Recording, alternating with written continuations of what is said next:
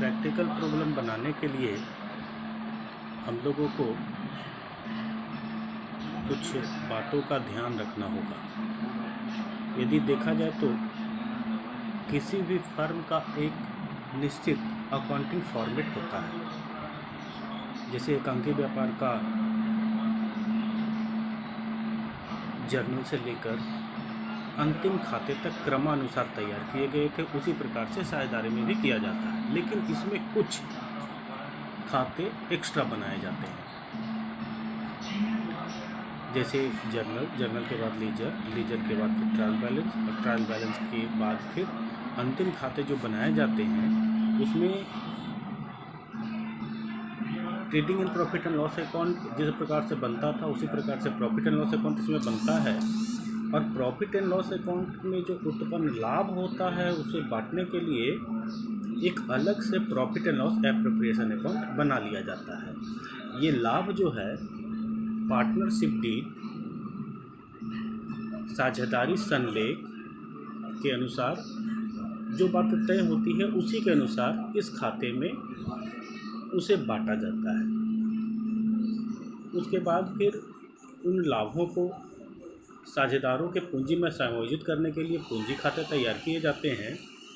और जब पूंजी खाता तैयार हो जाता है तो फिर अंत में बैलेंस शीट अर्थात चिट्ठा बना लिया जाता है।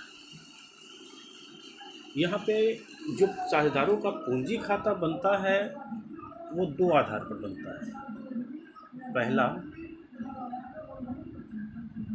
फ्लैक्चुएटिंग कैपिटल मेथड, अस्थिर पूंजी विधि। इसमें साझेदारों के लिए केवल पूंजी खाता बनाया जाता है जिसमें साझेदारों का पूंजी और पूंजी में होने वाले समस्त परिवर्तनों को, जैसे पूंजी पर ब्याज, आहरण पर ब्याज, साझेदारों के वेतन कमीशन, साझेदारों को होने वाले लाभ हानि, सब इसी में एक साथ लिखा जाता है और सबको समायोजित करके एक परिवर्तनशील पूंजी ज्ञात कर ली जाती है। और उस परिवर्तनशील पूंजी को हम लोग बैलेंस शीट के चिट्ठे में लिख देते हैं और अंत में फर्म का एक फाइनल चिट्ठा तैयार कर लिया जाता है।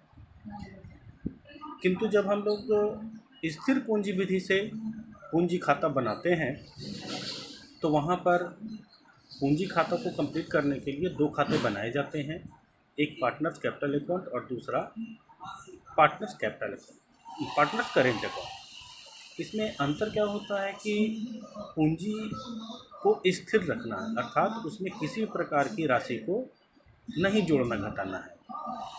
और साझेदारों को होने वाले लाभ हानि से संबंधित कोई भी परिवर्तन को हम लोग अलग से एक करेंट अकाउंट में दर्शाते हैं, अर्थात पूंजी को एक अलग खाते में दर्शाया जाता है और पूंजी के अलावा जो भी साझेदारों के आहरण होंगे, साझेदारों के आहरण पर ब्याज होंगे, पूंजी पर ब्याज होंगे, साझेदारों के वेतन एवं कमीशन होंगे, उनको करेंट अकाउंट में दर्शाया जाता है।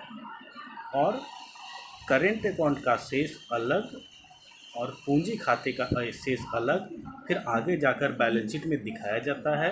और इस प्रकार से बैलेंस शीट का टोटल दोनों तरफ एसेट्स और लायबिलिटीज़ बराबर ही आ जाता है। इसीलिए इसको स्थिर पूंजी विधि कहा जाता है। इसका मैं प्रैक्टिकल विवरण भी आगे वाले विवरण में आप लोग को बताऊंगा। एक बात का ध्यान रखना है कि जो भी साझेदारी फर्म में लिखा होगा हम ये मानकर चलेंगे कि साझेदारों के बीच कोई मतभेद न हो। उस मतभेद के लिए जो विवरण बनाया जाता है उसे ही हम लोग साझेदारों का जो है प्रॉफिट एंड लॉस एडजस्टमेंट जो है वो उसी का एक भाग है जो मुख्य रूप से हम लोग को समझना होगा।